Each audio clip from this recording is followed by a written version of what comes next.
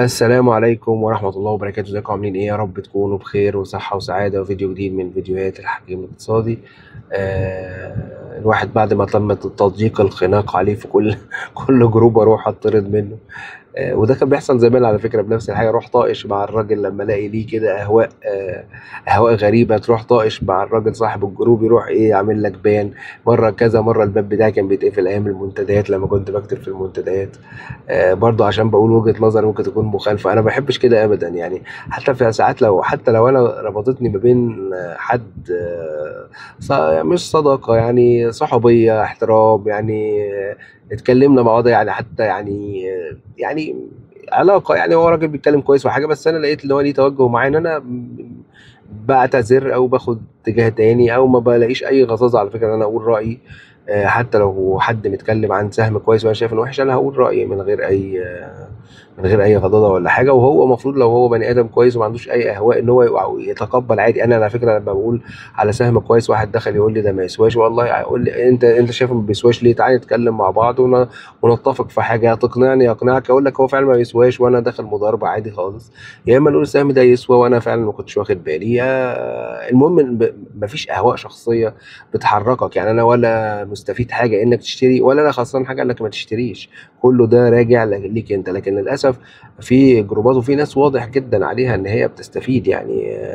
والناس دي قابلناها كتير قوي يعني، قابلناها كتير على مدار السنين. كانت بياخدوا طبعا فلوس من تحت الترابيزه كده ولا كده، عشان يروج لسهم او يخلي سهم سمعته كويسه، او يغسل ايد حد معين يقول لك لا ده كويس مش عارف ايه، وهو حالته صعبه يعني. فما علينا، كل واحد زي ما بنقول كده بيشيل قربة مخرومة بتخر على دماغه. وزي ما قلنا 100 مرة قبل كده، اللي بياخد فلوس حرام ولا ياخد فلوس من جيب حد، يا ريتها بتروح لوحدها. دي بتروح معاها صحة، معاها حد عزيز عليك، معاها مصيبة كبيرة عمرك ما كنت تتوقعها، وتتمنى ان انت كل جنيه وقع في ايدك من انت ما تستحقوش، او ما اشتغلتش بيها وما تعبتش بيها عن وجه حق، تتمنى ان انت يخرج من جيبك، ويخرج من فلوسك، ويخرج من اهلك سليم، يخرج زي ما هو عارف. مثلا لو انا خدت مليون جنيه من الناس، سرقتهم من الناس او نصبت عليهم فيهم او مصلحت عليهم، اتمنى ان المليون جنيه دول مثلا يروحوا كمليون جنيه او 2 مليون جنيه. المشكله انه ممكن ما يروحوش كده، انت ممكن يروحوا تلاقي حد جاي لك عنده بقى مصيبه، حد عمل حادثه، حد عمل جاله مرض صعب ان هو يخف. يعني ربنا يا رب يسهل. معلش اتكلمنا كتير في حاجه سايد واي. لو انت عايز كنت تقدم بقى، لو انتوا عايزين تشوفوا موضوع البنوك زي ما قلنا، سواء الإسلامية اللي احنا متفقين عليها، اللي هي أبو ظبي وبنك البركة وبنك فيصل الإسلامي بالدولار والجنيه، والبنوك التانية بقى بنوك كتير جدا أنا ما عرفش أبص كده على حد فيهم غير بنك قناة السويس، وبنك بنك اسمه إيه التاني، بنك قناة السويس، وبنك التعمير والإسكان. حتى ما لحقتش ابص على سي اي بي، ولا الكويت، ولا كيو ام بي، ولا الحاجات دي. ولكن اللي شدني في بنك ابو ظبي الاسلامي، طبعا انا باصص للتابلت عشان اقرا لكم البوستات اللي انا كنت حاططها دي، لان اكيد مش هعرف احفظ الارقام دي كلها. انا ممكن احفظ حاجه سهم او اتنين يعني، لكن صعب قوي احفظ الاربعه. فبنك ابو ظبي الاسلامي يعتبر كويس جدا. وخدوا بالكم يا جماعه، انا قلت لكم والله ايه سهل قوي تعملوا الهوم والكلام اللي قلت لكم عليه. خد السكيما اللي انا عاملها دي واملى الفراغات بالمعلومات اللي هتجيبها من معلومات مباشر. خش على معلومات مباشر، شوف البنك بتاعك اسمه ايه او السهم بتاعك اسمه ايه، واملى الفراغات اللي انا بتكلم عليها دي. مثلا الارباح كام؟ ارباح السنه اللي فاتت كام؟ 2024. السهم وزع كام؟ مضاعف الربحيه كام؟ القيمه الدفتريه كام؟ مضاعف التوزيعات كام؟ الارباح المتوقعه للسنه الجديده كام؟ في اي خش على خانه الاخبار، في اخبار البنك ده اعلن عنها او السهم ده اعلن عنها، اعلن عن توزيعات، اعلن عن مجاني، اعلن عن اكتتاب، اعلن عن نيته لدخول مشاريع جديده، اعلن ان هو ما بيعملش اي حاجه في اي حاجه، اي حاجه. كل الاخبار دي تحطها، وتبدا ترسم صوره كامله من الحقائق بتاعت السهم او الفاينانشال بتاعه، اللي هو السهم ده قيمته عامله ازاي، وتربطها بالاخبار بتاعته. هل هو مقبل على حاجه؟ هل هو ليه مستقبل في حاجه؟ هل هو هيعمل حاجه؟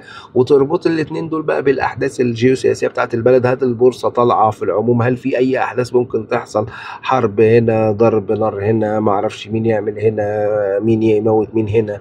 كل الحاجات دي بتتربط مع بعض قبل ما انت تقول وجهة نظرك في السهم ده كويس ولا وحش. عشان كده الناس لما تقول لك بص لي على سهم فلان وبص لي على السهم العلاني، انا ما عنديش الملكه خالص ان انا مثلا اطلع لايف وانت تقول لي مثلا سهم البدنجان، اروح انا ابص على سهم البدنجان اقول لك اه يا ده شكله ده طالع ان شاء الله ما تخافش، او ده نازل او لا، ما انا ما بعرفش اعمل كده، لان انا اصلا يعني التدخلات بتاعه التحليل الفني في شغلي قليله جدا. انا بشتغل بس على على الميجور ترند، السهم ده اب ترند ولا داون ترند، تمام. بس لكن انا ما عنديش الملكه دي، تلاقيها عند حد غيري يفيدك فيها طبعا، يا ايه المهم انت تستفيد. فانا من الناس زي ما انتم شايفين كده، انا دي طريقتي في تحليل اي سهم، ان انا اجيب السهم واخش اشوف اول حاجه بيانات السهم ده ايه. السهم اللي هو هتلاقوا اول خانه اسمها السهم، السهم ده اللي هو القيمه الاسميه، القيمه الدفتريه، راس المال المصدر، نصيب السهم من الارباح، مضاعف الربحيه، كل ده في الاول. تاني حاجه بيانات السهم، بيانات السهم ده يقول لك بيانات الشركه دي ايه، هيكل الملكيه بتاعها ايه، طبعا هيكل الملكيه ما بيبقاش دقيق قوي. تالت حاجه تلاقي الاخبار، تروح جايب الاخبار بقى تقعد تقرا في الاخبار لغايه سنتين ثلاثه فاتوا، اقعد اقرا شوف الشركه دي عامله ايه، يمكن عامله ارباح السنه دي وكانت خربها السنين اللي فات، افرض كانت عامله حاجه الارباح اللي عندها دي ارباح غريبه، افرض السعر دلوقتي غريب، الارباح اللي عليها قضايا عليها مشاكل، كل ده تعرفه من الاخبار، تقعد تفر في الاخبار هتلاقي عندك اخبار لغايه، هتلاقي اخبار لغايه 2018 2017. بقيه الخانات بتاعت اللي موجوده في مباشر مصر ايه، هتلاقي ممكن تعرف تفهمها شويه ممكن ما تفهمهاش. الاجراءات دي مثلا هتلاقيها في الخانه الاخيره، الاجراءات دي اللي هي التوزيعات، وزعوا مجاني ولا كوبون ولا ايه. هتلاقي حاجه اسمها القوائم الماليه، دي معقده شويه، لو انت محتاج تعرف شويه ممكن نبقى نشرحها برضو في فيديو ازاي تعرف تبص على القوائم الماليه وتبص على ايه اللي ممكن يهمك منها. القيم العادله مش هتلاقي طبعا قيم عادله لكل الاسهم، هتلاقي في اسهم ليها قيم عادله قريبه او من ناس او يعني معتمده من ناس كويسين، وهتلاقي اسهم كتير ملهاش قيم عادله. وزكاه البورصه اصلا الهيئه برضو خلت الناس اللي تعمل اكتتابات تفعل ان هي تعلن عن القيمه العادله، دي حاجه كويسه. طيب بنك ابو ظبي الاسلامي، انا من الاخر يعني من الاربع اسهم اللي انا شفتهم، ابو ظبي الاسلامي، البركه، التعمير والاسكان، و ايه تاني، وقناه السويس. انا شايف احسنهم بصراحه بنك ابو ظبي الاسلامي. اولا بنك اسلامي متوافق مع الشريعه، الارباح بتاعته ممتازه، هيوزع سهم مجاني لكل سهم قريب جدا، كان هو المفروض اعلن عنه في يناير ولسه ما وزعوش لغايه دلوقتي. الصراحه البنوك والشركات الحكوميه بطاء جدا، البنوك والمطاحن والادويه، حتى النيل للادويه ومنفيس، عايز اقول لكم ان منفيس ده كان اعلن على اكتتاب وعمله بعد سنه يعني تخيل. فالشركات الحكوميه الاجراءات عندها بعافيه شويتين ثلاثه. فابو ظبي الاسلامي المفروض ان هو عنده مجاني هيوزعه قريبا، خدوا خلاص، الهيئه اقرت الاجراءات، ناقص بس هتلاقي فجاه كده قال لك خلاص الهيئه تقرر قيد وتقول لك الميعاد الاستحقاق كام.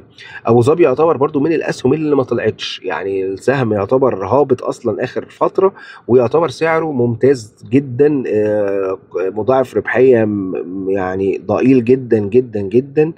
الحاجات دي بقى بالتفصيل في البوستات اللي انا كاتبها عن الاربع بنوك. فاللي عاجبني جدا بنك ابو ظبي الاسلامي. من البنوك اللي عاجبني بعديه التعمير والاسكان بارباح مهوله، هو طول ما في المبادرات بتاعه مصر بتاعه بيع الاراضي وبيع الشقق للمغتربين واللي جوه البلد واللي بره البلد، يبقى البنك ده بيتحط فيه ودايع بالملايين والمليارات وهيفضل يعمل عليهم فوائد وياخدها. فالبنك التعمير والاسكان من البنوك اللي برضو ارباحها مهوله، ف يعتبر برضو شغال بمضاعف ربحيه قليل جدا. وبنك التعمير والاسكان برضو كان عليه مجاني صح؟ بنك التعمير والاسكان عليه مجاني برضو سهم لكل سهم، وكان وزع كوبون 5 جنيه، يعني كمان ده التعمير والاسكان رهيب، بس طبعا في فرق سعر، التعمير والاسكان بحاجه و60 والتاني بحاجه و20 ابو ظبي. فالتعمير والاسكان كان وزع 5 جنيه وعنده سهم مجاني لكل سهم. لا ابو ظبي الاسلامي يا جماعه وزع سهم لكل سهم وعنده اكتتاب، ابو ظبي الاسلامي عنده اكتتاب ربع سهم لكل سهم. وطبعا بقى في تداول حق اكتتاب وما اعرفش ايه، فدي ليله هتبقى برضو فيها ربح ان شاء الله. اللي عنده سهم مجاني لكل سهم هو التعمير والاسكان، وزع 5 جنيه، وقلنا برضو ارباحه السنه دي تعتبر قويه جدا. طيب اسمه ايه، قناة السويس عنده برضو توزيع 53 سهم لكل 100 سهم، يعني تقريبا اكتر من نص سهم مجاني لكل سهم. وبرضو ده قريب جدا، وهم خدوا موافقة الهيئة والهيئة أقرت الزيادة، وبرضو أرباحه ممتازة جدا جدا. اللي ما عجبنيش هو بنك البركة. في الثلاث بنوك اللي أنا بصيت عليهم اللي ما عجبنيش هو بنك البركة. ليه؟ لأن البنك البركة مع إنه بيعمل أرباح كويسة جدا ومتصاعدة وكل حاجة، ولكنه ما بيوزعش. يعني ما وزعش في تقريبا في سنة 22 ولا 23، وجه 24 وزع 80 قرش ولا 85 قرش على سهم كان ب 10 ونص ولا حاجة، فيعني يعتبر توزيع هبل يعني. تاني حاجة ان هو بيحتجز الارباح. الله اعلم، ممكن السنه دي يعلن عن توزيع مجاني بالارباح اللي هو المتلتله اللي هو حاجزها دي. غير برضو ان هو يعني مضاعف الربحيه بتاعه يعتبر كويس، لكن التوزيعات بتاعته مش كويس. يعني مضاعف الربحيه بتاعه منخفض جدا بالنسبه لسعر السهم بالنسبه للارباح بتاعته، ولكن يعتبر بخيل. الناس مجلس الاداره بتاعته ما بتوزعش حاجه. فمن الاربع بنوك اللي انا شفتها اللي هو بنك ابو ظبي الاسلامي والبركه والتعمير والاسكان وقناه السويس، على الترتيب كده اللي عاجبني التعمير ابو ظبي الاسلامي والتعمير والاسكان يعتبروا زي بعض. يعني ابو ظبي الاسلامي والتعمير والاسكان يعتبروا زي بعض، قوه واحده. ياتي بعدهم بنك قناه السويس. اما بنك البركه فانا ما رشحوش اصلا الا لو حد بقى عنده خبر ان هو مثلا هيوزع مجاني ولا حاجه. بقيه البنوك يعني انا مثلا كنت من الناس اللي بتتابع كتير بنك تنميه الصادرات، برضه بنك كويس بس بطيء التيله كده، هو بيتحركش بصراحه، بقى له 100 سنه ما بين 18 و20 جنيه. بس يعني مش هيخسرك. يعني ما اعتقد ان ما فيش اي بنك باسعار الحاليه لاي بنك هيخسرك فلوس، ولكن في بنك هتلاقيه طالع نازل في حته معينه وما بيتحركش، وفي بنك هتلاقيه واخد اب ترند قوي عمال يطلع كل شويه يعمل هاي جديد. من البنوك القويه بصراحه من اخر فترات بنك التعمير والاسكان كويس جدا، شغال كويس جدا، وبنك كمان قناه السويس برضه يعتبر كويس. ولكن كقيمه مقابل سعر، او ان انت تاخده في حته امان، او ان انت تبقى مستريح لسعر السهم اللي انت شاريه، هتسيبه 6 شهور سنه يعمل لك ان شاء الله من 50% ل 100%. هو زي ما قلنا بنك ابو ظبي الاسلامي وبنك التعمير والاسكان على نفس الليفل، يليهم بنك قناه السويس، وقد يليهم برضو بنوك تانية ما كنتش بصيت عليها. فاللي يلاقي بنك من البنوك اللي بتوزع كريدي اجريكول، انا بصيت عليه بصه سريعه كده، ارباحه متاثره السنه دي ومش زي السنه اللي فاتت، وكان وزع السنه اللي فاتت 3 جنيه وشويه، وكانت ارباحه متاثره شويه السنه دي، قلت شويه.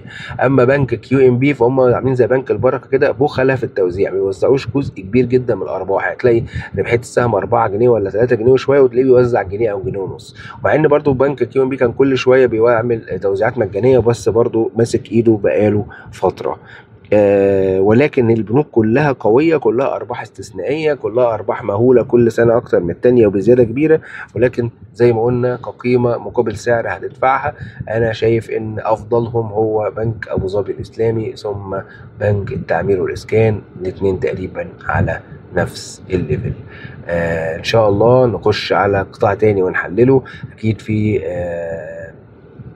بتاعت شركات تانية في قطاع تاني برضو عايز ابص على قطاع الاغذية، وبرضو عايزين نعمل اعادة تقييم لقطاع الادوية وقطاع البتروكيماويات، لان برضو القطاعات دي يعني حصل فيها تغيرات كتيرة الفترة اللي فاتت، فمحتاجين نحط ايدينا على الاقل ايه الاسهم اللي ممكن تطلع من القطاعات دي او لسه فيها الرمق، يعني عن الاسهم التانية اللي ممكن تكون وصلت لموضوع التعادل السعري وخلاص هتتنح كتير في الحتة دي، زي اموك وسيدي كرير وابو قير وموبكو يعتبروا تنحوا في الفتره دي. وعايزين برضو نشوف مين من قطاع الادويه ايه اللي عليه الدور، اللي هيتحرك. زي ما منفيس والنيل اتحركوا بقوه، زي ما قلنا العربيه وزعت مجاني، القاهره واسكندريه يعتبروا نايف ما عملوش حاجه غير بس ان هم بيزيدوا بسعر قطاع الادويه نفسه، لكن هم نفسهم ما عملش فيهم جيمات ولا اكتتابات ولا توزيعات ولا اي حاجه. فبانتظار برضو الكوبونات، قيمه الكوبونات لكل الاسهم دي نشوفها كام، ونشوف اذا كان هيبقى فيه تحرك فيهم قريب ولا لا. يا رب دايما تكونوا بخير، واشوفكم على خير في فيديو جديد. انا طبعا قالع النضاره لاني انا عندي عرض غريب جدا، انا بقرا من غير النضاره احسن بالنضاره، وبشوف بالنضاره احسن من النضاره. يلا سلام عليكم.